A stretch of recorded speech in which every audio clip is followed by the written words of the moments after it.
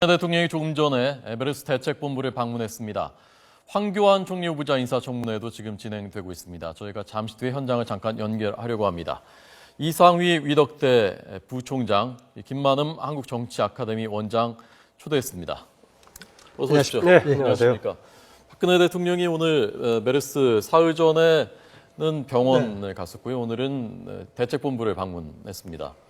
대통령의 행보는 결국 메시지인데 예. 또 좀 더 적극적인 행보가 지금 필요할 때라고 생각이 됩니다. 예. 단순히 지금 대책본부만 갈 것이 아니라 이로 인해서 생길 수 있는 경제적 여파 이런 것도 충분히 감안해서 뭐 예를 들어서 메르스가 관련된 어떤 식당이라든가 이런 것도 좀 적극적인 행보를 해야 되고 특히나 6월 14일 날에 그 방미가 지금 준비가 되어 있지 않습니까? 예, 그 예. 방미 앞둔 시점에서 지금 일주일 정도밖에 남지 않았는데 이 과정에서 어느 정도 사태에 좀 진정기미가 좀 있어줘야만이 네. 방미에 대한 당위성이라든가 명분이 좀 살거든요. 예. 그래서 그 전까지는 적극적인 행보를 통해서 되도록이면 국민들의 지금 가장 중요한 건 심리적 안정을 좀 찾게 하고 정부에 대한 신뢰를 회복하는 길인데 예. 이 부분에 대해서는 가장 고리 역할을 할 수 있는 분이 박근혜 대통령이라고 봅니다. 예. 적극적으로 해야 되지 않나 그렇게 생각합니다. 네, 조금 더 선제적으로 좀 한 박자 정도 빠르게 했어야 되지 않느냐라는 말씀이신데 원장님 어떻게 보십니까? 공통적 지적입니다. 이번의 경우에 조금 더 책임 있게 강하게 했어야 되는데 대통령께서도 지시하는 정도였고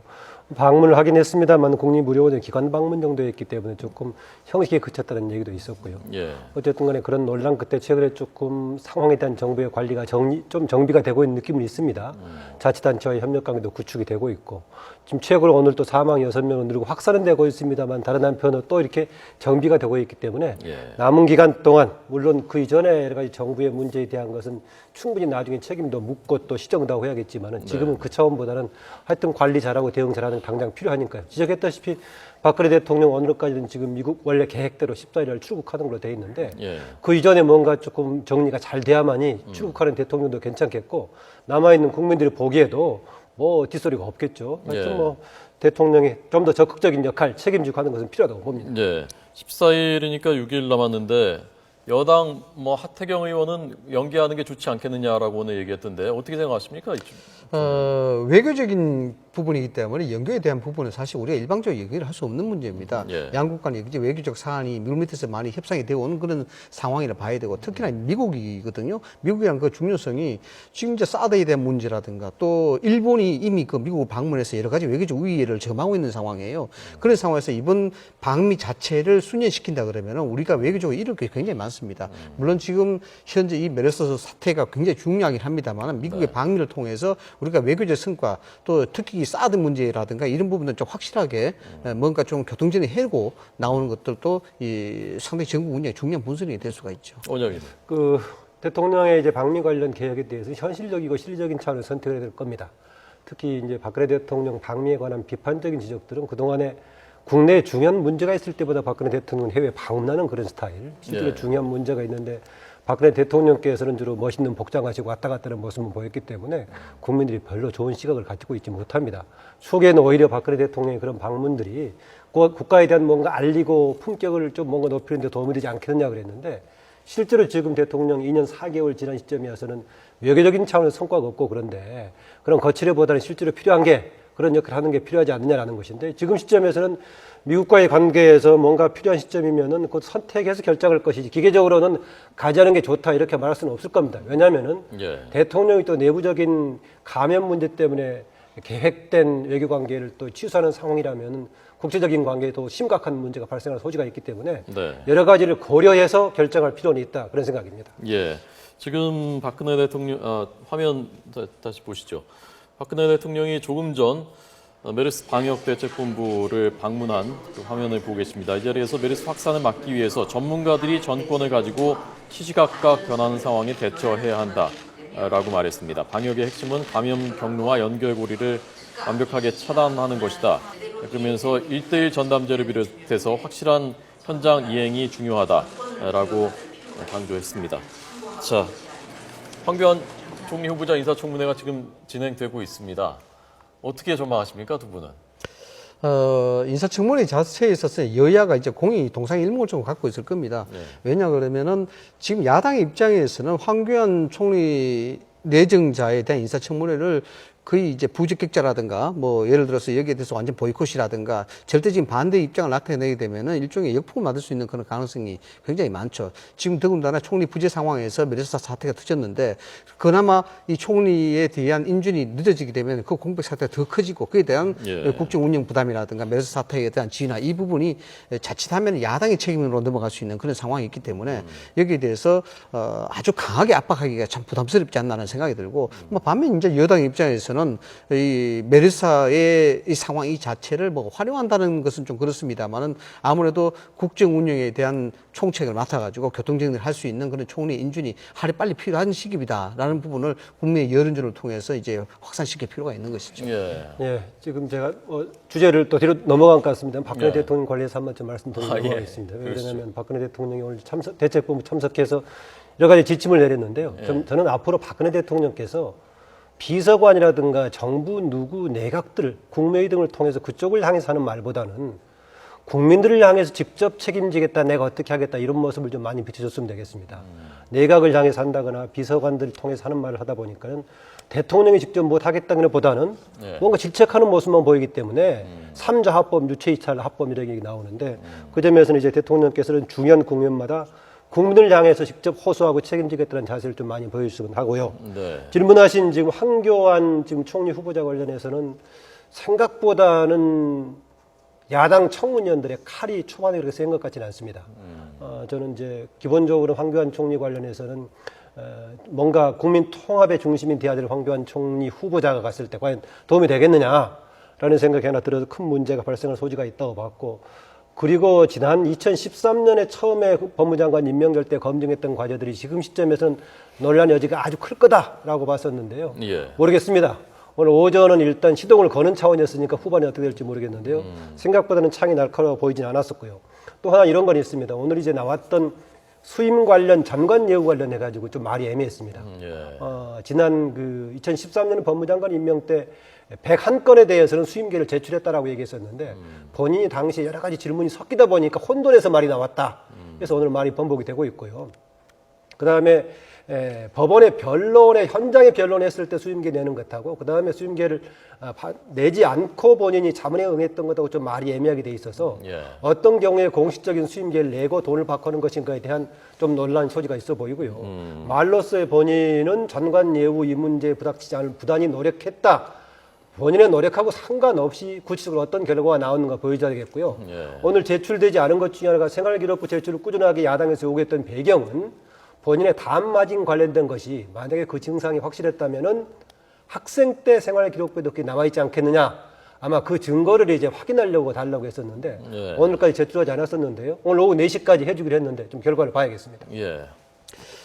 일단 뭐 인사청문회에 대한 부분은 좀 뭐 개인적인 소견입니다만 실질적으로 거기다 위헌 소지가 있고 또 뭔가 개선이 돼야 되고 이런 점에 대해서는 저 개인적인 생각이 있습니다만 지금 이제 황교안 총리 내정자에 대한 부분들은 이 도덕성 부분은 사실상 한 번은 짚고 넘어가야 될 부분이 있다라고 봅니다. 물론 2014년 법무부 장관 당시 한 번은 짚었습니다만은 예를 들어서 지금 방금 지적하셨던 수임료에 대한 세세한 내역들 이런 부분에 대해서는 실질적으로 밝히지 않고 있거든요. 밝히지 않고 있다는 것은 뭔가 숨길 것이 있다는 것을 반증하는 겁니다. 그래서 이름은 밝히지 않더라도 이 사건이 어떤 내용이었고 또 어느 정도의 수임을 받을 수 있는 사건이었다. 이 정도는 총리로서 국정 2인자 아니겠습니까? 2인자로서 국민에 대한 예의가 아닌가 그런 생각이 들고 또 전체적인 어떤 의미를 본다 그러면 실제적으로 황교안 총리 내정자가 인사청문회에 대해서 야당이 이제 창칼이 좀 무디다고 말씀하셨는데 이 부분이 결국 결정적으로 이 사태를 뚫고 부적격자로 판명할 수 있는 그런 결정적인 한 방이 있겠느냐라는 부분에서 사실 물음표를 달 수밖에 없다는 것이죠.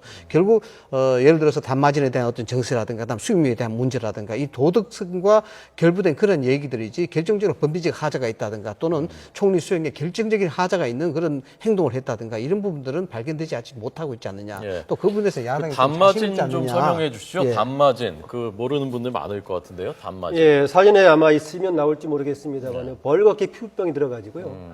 일상생활도 혹시 할 수 있을지 모르겠지만 군대의 경우에는 황교안 후보자 하는 얘기로는 조금 상처가 났을 경우에 심각한 상황이 생기기 때문에 그럴 경우에 면제가 된다라고 했었는데 그 정도 본인의 평상시 심각했다면은 학교 생활이라든가 평소 생활 때도 그 증거가 있지 않겠느냐라는 게 야당 청문위원들의 주장입니다. 그런데 이제 본인은 당시 본인이 그런 정도의 병역 비리 관련 빽이 있을 정도 환경이 아니었다.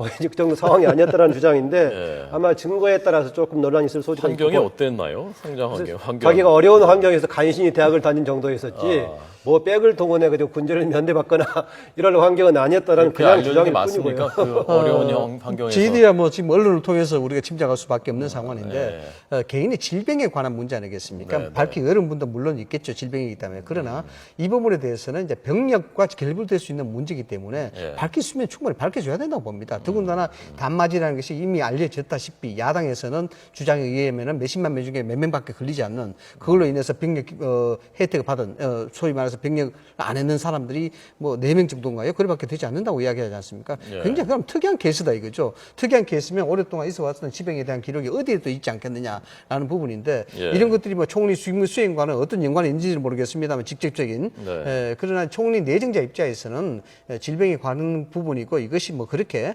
불미스러운 것이 아니라 그러면은 예. 충분히 해명하고 넘어가는 것이 낫지 않겠느냐 네, 그런 생각입니다. 제가 오늘 그 국회에서 또 인사청문회가 있었던 본회의도 대정부 질문 있지 않았습니까?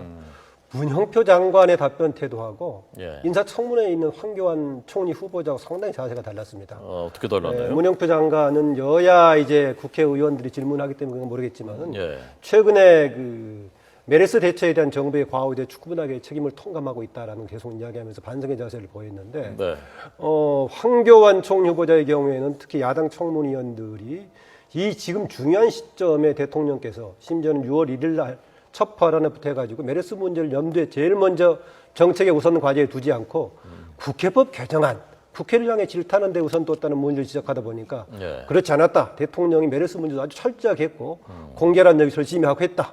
그런 다만 그것이 전달이 안 됐을 뿐이다라고 얘기하는 상황이어서 역시 그동안에 본인이 법무장관 할 때 국회에서 임했던 태도 똑같습니다. 보니까 문영표 복지부 장관은 최근 상황에 대해서 국민 여론에 비교적 호응하는 자세를 보이는가 싶은데 반면에 황교안 총리 후보자는 이전에 법무장관 시절에 지금도 법무장관이죠. 네. 본회의에서 답변했던 방식 그대로 본인의 주장을 꿋꿋하게 계속 반복하고 있는 것 같습니다. 그 부분은 어떻게 드렸습니까, 부총장님은? 총리 내정자의 그 답변 내용이야 총리 내정자답게 뭐 답변한 것이 그런데 아닌가 반대로 보면 그런 내정자이기 생각이 때문에 오히려 잘 보여야 될 입장인데 꿋꿋한 태도를 좀 보이고 있는. 근데 진짜 원론적으로 잠시만 좀 짚고 넘어가는 게 이렇습니다. 통상적인 이제 국정에 위기적 상황이 생겼을 때 이걸 해결하는 것이 어떤 해결이냐라고 이제 많은 질문들 하시는데 실제 보고가 정확하게 전달이 돼야 되겠죠. 이 상황이 대통령이 나서야 될 상황이다. 아니면 그렇지 말아야 될 상황이다. 이 부분에 참모진들이 보고를 정확하게 해줘야 됩니다. 네. 그러나 이제 일련의 상황을 보면은 대통령이 이 사실에 대해서 위급성과 시급성을 알고 있었을까 하는 정도로 조금 태도 자체가 약간은 좀 미진했던 부분이 많이 지적이 되고 있지 않습니까?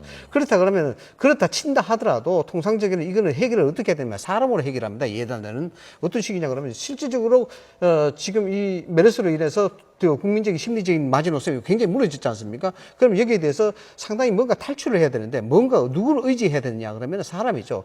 옛날 방법으로 통한다 그러면은 대통령 입장으로서는 문현표 장관이라든가 이런 사람에게 경질을 시키고 난 다음에 새로운 사람으로 대체해서 이 사람들을 타개하는 그런 방법도 할 수도 있는 그런 상황이라 봐야 되는 것이죠. 예. 큰 틀에서 봤을 때 이런 게 아니면 있습니다. 그 장관 바꿔야 된다고 말씀하신 겁니까? 그러니까? 네, 그 이제 사람을 치자 그러면은 예. 지금 상황에서는 그 방법도 좀 뭐 나쁜 방법 아니다는 겁니다. 예.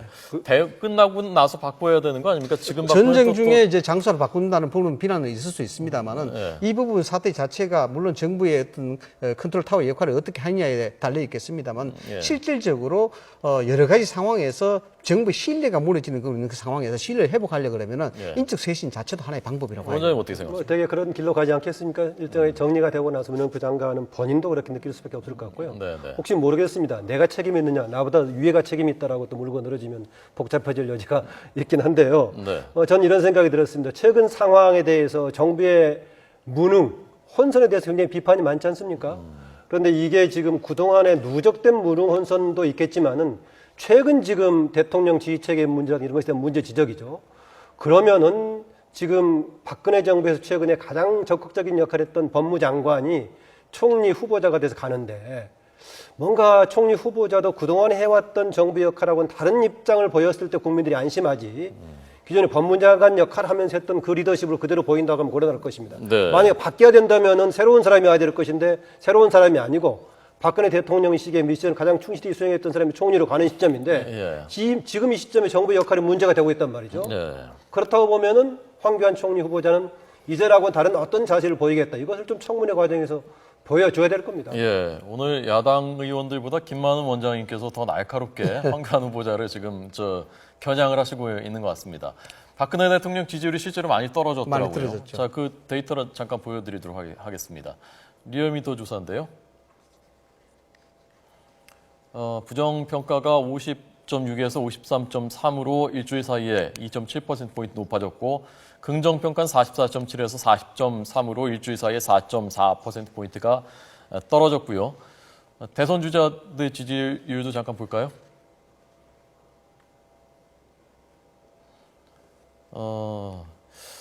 이게 뭐 오차범위 안이긴 한데 조금 떨어졌고 김무성 대표 좀 대체적인 떨어졌고. 추세는 되게 유지가 되고 있는 것 같죠, 예. 그대로요. 예. 박원순 시장이 0.4%포인트 오른 것을 유의미하게 봐야 되나요? 그게 뭐 조사에 따라 왔다 갔다 할 수준이라고 보고요. 예. 대신 최근에 이제 서울시장 역할하다 보니까 그게 과연 도움이 됐을까 안 됐을까라는 것인데 네. 이 자체는 크게 유의미한 정도의 반영은 안 된 것 같아요. 예. 대통령의 지지도에 있어서 통상적으로 이제 청와대 정부 쪽에서 판단하는 기준 자체는 지금은 어떤지 모르겠습니다만 어떤 상황에 있어서 3%포인트의 등락이 있다 그러면 심각한 상황으로 봅니다. 그 상황 그 자체가 상당히 영향을 주고 있다. 3%를 예, 기준으로 그렇죠. 보는군요. 예, 보면은 그렇게 근데 뭐 정확한 객관적인 수치는 아닙니다만 예, 4.4 청와대 근무하셨었으니까. 예, 4.4%포인트였다는 것은 이 상황 자체가 어떤 형태든 상당한 영향을 주고 있다. 이런 걸 반증하는 걸 봐야 되죠. 저는요 그렇게 외형상 지지도 좀 못지않게 지금 시점에서 사람들은 다시 이제 박근혜 정부 지난 2년 4개월 동안 되돌아볼 가능성이 크다. 그랬을 때 과연 이 정부한테 무엇을 기대할 것인가 라는 예. 것이 심각한 지금 위기 상황에 처할 수도 있다고 봅니다. 아까 제가 박근혜 대통령 그동안에 되게 정부 평가할 때 가장 좋은 평가를 받았던 것이 외교 분야 아니었습니까? 박근혜 대통령이 또 이제 좋은 모습으로 뭐 밖에 해외 다니고 있을 때가 또 지지도도 올라가고 했었는데 예, 예. 그 부분마저 좋지 않은 상황인데 그러면 지난 2년 3, 4개월 동안 남은 게 뭐가 있을 것인가라고 봤을 때 박근혜 대통령께서 그 부분을 심각하게 볼지 예. 아니면 외형상의 지표 4, 50% 갖고 왔다 갔다 할 것인지 이것도 예. 좀 가늠할 뻔합니다. 그러니까 지금 황교안 후보자 인사청문회를 잠깐 현장 연결해서 보고요. 그리고 다시 두 분 말씀 예. 잠깐 듣도록 하겠습니다. 자, 가보겠습니다. 박근혜 대통령께 국회법 개정하는 위헌 소지가 있다라는 취지 법무부 의견을 보고하셨다고 했습니다. 서면으로 보고하셨겠죠? 서면 보고서 주십시오. 서면 보고서 주십시오. 그러면 저희들이 좀 판단을 해보겠습니다. 왜냐하면 아까도 말씀드렸지만 6월 4일까지 박근혜 대통령과 청와대가 뭐 언론에서 제정신이냐? 이런 비판을 받을 정도로 국회법 개정안 잡는데 정말 집중을 하셨어요. 그런데 가장 많이 참조를 하셨을 법무부 장관께서 위헌 소지가 있다 이렇게 보고를 하셨으면 그건 당연히 청와대는 이런 반응을 보일 수밖에 저는 없었을 거라고 생각을 합니다. 그런 점에서 그것도 6시 전까지 어떤 그 내용의 보고였는지 서면 보고가 원칙인 걸로 알고 있습니다. 주시고요. 몇 가지 조금만 더 질문하겠습니다. 대통령께서 지금 방미를 예정하고 계십니다. 이게 대통령에서 미국을 방문하시는 게 지금 적절하다고 보십니까? 지금 현안들에 대해서는 정부가 잘 챙길 수 있도록 정말 더 최선을 다해야 된다고 생각을 합니다. 생각이 없으신 대통령님의 겁니까? 일정에 관해서는 예. 제가 말씀을 드리는 것이 적절치 않다고 생각합니다. 아니 제가 일상적인 시기면 그런 대답이 적당합니다. 근데 지금은 국민들이 메르스와 관련해서 준전쟁 거의 전시입니다. 전시의 사령관이 현장을 떠나겠다고 하는데 그렇게 인식하는 경우가 많지 않습니까?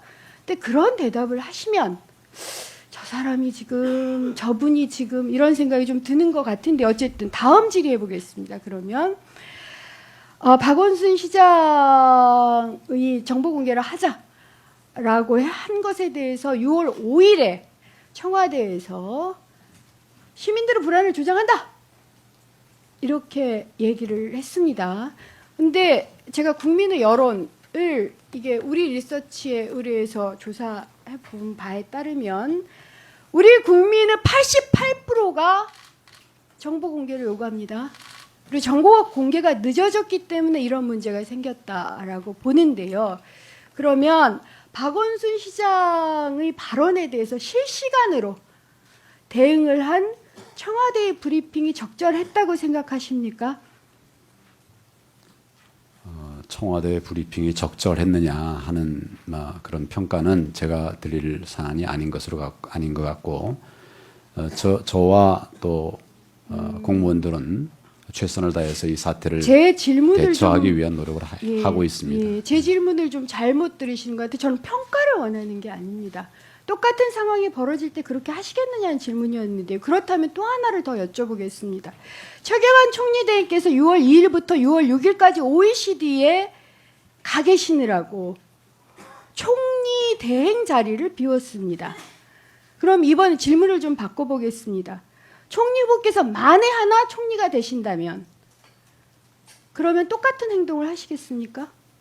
국민들의 안전을 위해서 각자 가장 필요한 조치가 무엇인가 그것에 따라서 행동을 했을 것으로 생각을 합니다. 그러니까 최경환 총리 후보가 현장을 비운 것, 대한민국을 비운 것, 그것도 6월 2일에서 6월 6일까지 가장 적절했다.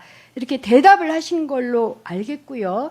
결국 이런 대답에 따르면 국회법 개정안 잡는데 몰두하도록 박근혜 대통령과 청와대에 보고를 했고, 그 다음에 박미나 박원순 시장 문제나 최경환 총리 대응의 문제에 대해서도 매우 적절했다라고 판단하시는 그런 총리 후보께서 어떻게 메르스와의 전쟁을 감당하시는 국민, 그것도 통합형 그런 총리가 되실지 저는 매우 심히 의심스럽고요. 마지막으로 하나만 더 보여드리겠습니다.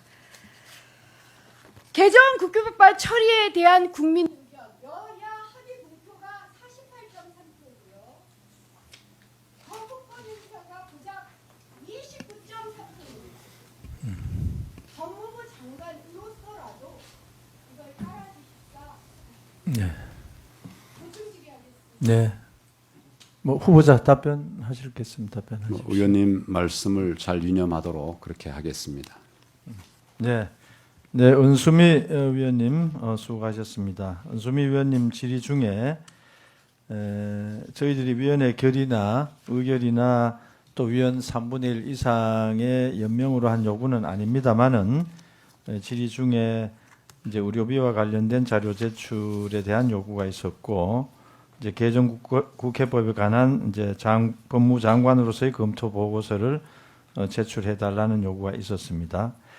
그 의료비 자료 같은 것은 이제 병원 진료 내역과 같이 이제 개인의 사생활 신상에 관한 것이어서 이제 제출하기가 어렵다는 후보자의 의견이 있었고 또 위원들은 공인으로서 제출을 요구하는 그런 의견에 차이가 있었습니다만은 한번 더 검토를 하셔서 견해를 주시길 바라고 검토 보고서에 관해서도 한번 검토를 해 주시길 바랍니다. 네, 한번 검토를 하겠습니다. 네. 은수미 위원님 수고 많이 하셨습니다. 다음은 새누리당 김회선 위원님 질의해 주시기 바랍니다. 네, 후보자님 수고 많으십니다. 서울 서초갑의 김혜선 의원입니다. 오후 질의 또 오전 질의 다 제가 우리 후보자 답변하는 것을 들으면서 참 제가 후보자 입장에서 참 답답한 부분이 참 많겠구나 하는 그런 생각을 했어요. 저는 사실은 후보자의 마음을 이해를 합니다. 왜냐하면 이 대형 로펌이라든지 또 법조계 현실 그런 거를 경험하지 않으신 분들 또 법조 사회를 경험하지 않으신 분들은 얼마든지 여러 가지 오해를 하실 수 있고 그런 부분에 대해서 짧은 시간에 이제 후보자가 답하려니까 얼마나 답답한가 하는 그런 생각을 하면서요. 이 청문회라는 거는 그동안 이제 제기된 의혹이 하나하나 또 해결되는 거는 또 해결돼야 된다. 저는 그렇게 생각을 합니다. 그런 의미에서 그 지금 오후 질문에 나온 여러 가지 저는 사실은 우리 황교안 후보자가 1년 5개월이죠. 5개월 동안 대형 로펌에서 근무하시면서 사건 처리를 보니까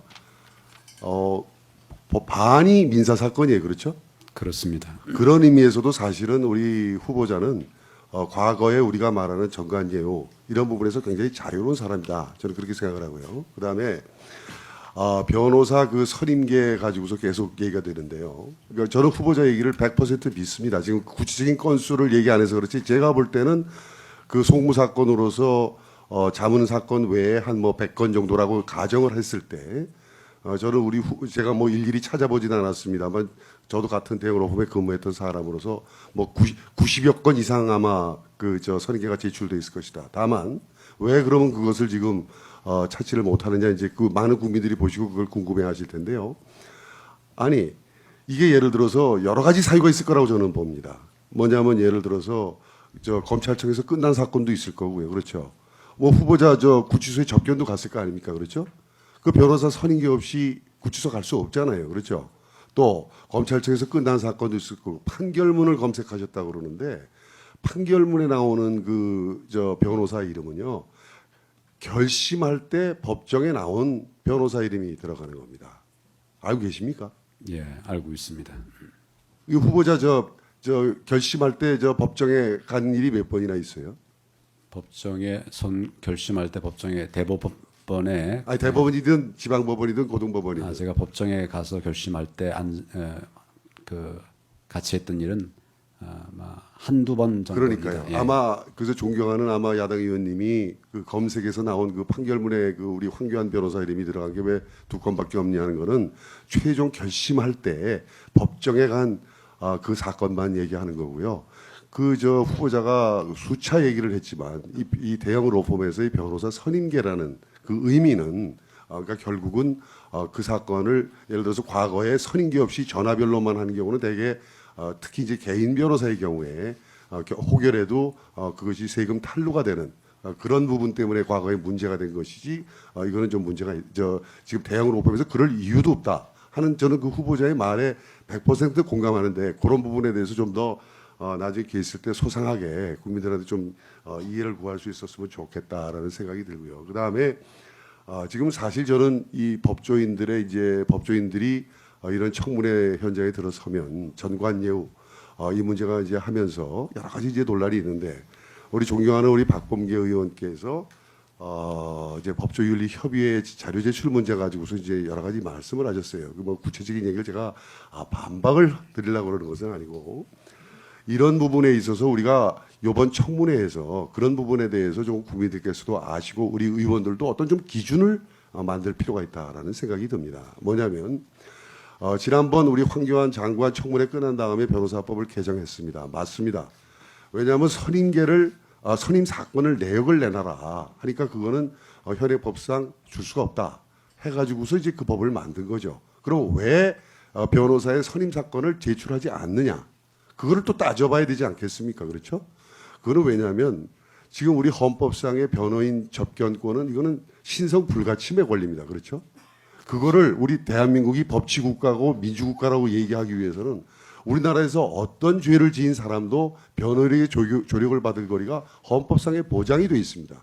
그리고 변호인과 접견 클라이언트와의 관계는 그건 뭐 전 세계적인 민주국가에서는 어토니 클라이언트 프리빌리지라고 해서 그거는 침해할 수 없는 겁니다. 그렇죠? 만약에 그것이 무너지는 순간 이 대한민국에서 어떤 누명을 입은 사람도 그렇죠? 그거를 제대로 보호받지 못하는 거 아닙니까? 성직자 앞에 가서 고해성사하는 걸 지켜줘야 되는 거랑 똑같은 거거든요.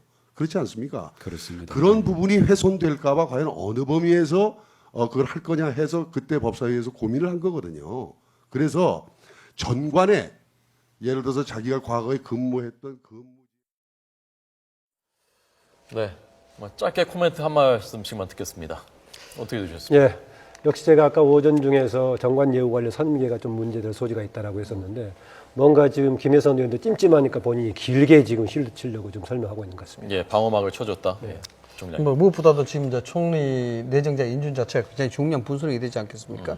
그 야당이 상당히 무대해진 건 사실인 것 같아요. 왜냐 그러면은 뭐 이 상황에서 결정적인 하자가 사실상 발견 안 되기 때문에 그렇지 않은가 생각이 됩니다. 예. 그러나 이제 총리 인준자가 최선을 다해서 도덕적인 부분에 대해서는 해명을 해야 된다고 저는 생각합니다. 예, 알겠습니다. 두 분 잘 들었습니다. 고맙습니다. 네.